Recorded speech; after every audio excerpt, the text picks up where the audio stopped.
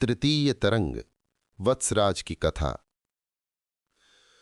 किसी एक दिन एकांत में वत्सराज ने वासवदत्ता और पद्मावती के साथ पान क्रीड़ा करके गोपालक्रमणवान और वसंतक के साथ योगंधरायण को बुलाया और गुप्त गोष्ठी करने लगा।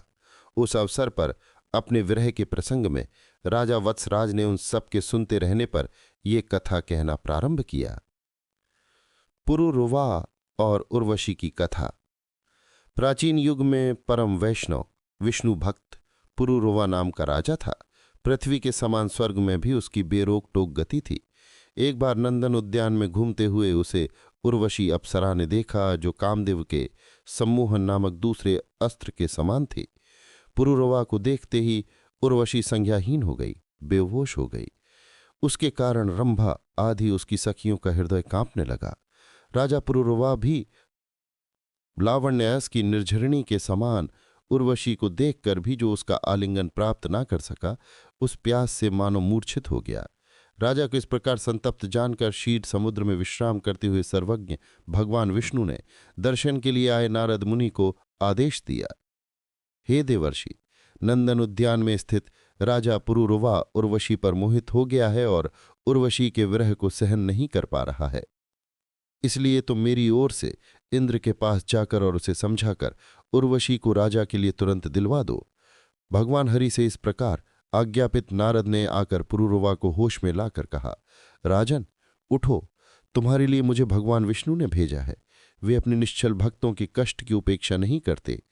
इस प्रकार आश्वस्त पुरुरवा के साथ नारद मुनि इंद्र के पास गए और प्रणाम करते हुए इंद्र को हरि की आज्ञा सुनाकर उर्वशी को राजा पुरुरवा के लिए दिला दिया।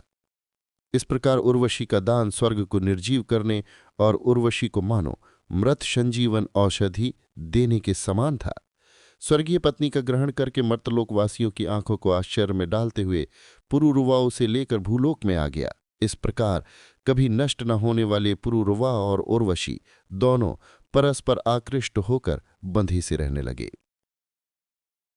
वियोग और पुनर्मिलन। एक बार मायाधर नामक असुरराज के साथ इंद्र का युद्ध होने पर इंद्र ने अपनी सहायता के लिए पुरुरवा को बुलाया और पुरुरवा स्वर्ग को गया। इस युद्ध में मायाधर के मारे जाने पर इंद्र के यहाँ उत्सव हुआ, जिसमें सभी स्वर्गीय स्त्रियों ने भाग लिया। उस उत्सव में आचार्य तुम्बुरु के उपस्थित रहते हुए रंभा नाम की वेश्या नृत्य कर रही थी। उसके नृत्य में कुछ त्रुटि होने पर पुरुरवा ने हंस दिया। उसकी हंसी से चिढ़कर रंभा ने कहा, यह देव नृत्य है, इसे मैं जानती हूं। हे मनुष्य, तू इसे क्या जाने? राजा ने कहा, उर्वशी के संपर्क से जो कुछ मैं जानता हूं, उसे तुम्हारे गुरु तुम्बुरु भी नहीं जानते। यह सुनकर तुम्बुरु ने क्रोध में भरकर राजा को शाप दिया कि जब तक कृष्ण की आराधना न करोगे, तब तक उर्वशी से तुम्हारा वियोग हो जाएगा। शाप को सुनकर राजा पुरुरवा ने अकाल में वज्रपात के समान यह शाप उर्वशी को कह सुनाया।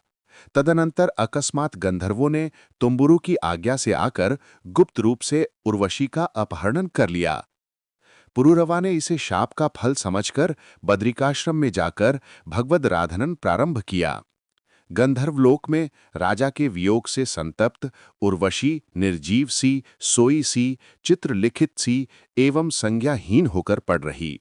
वह शाप के अंत की आशा पर अवलंबित विरह से लंबी रात्रियों में चकवी के समान तड़पती सी रहती, किंतु प्राणों से विरक्त न हुई।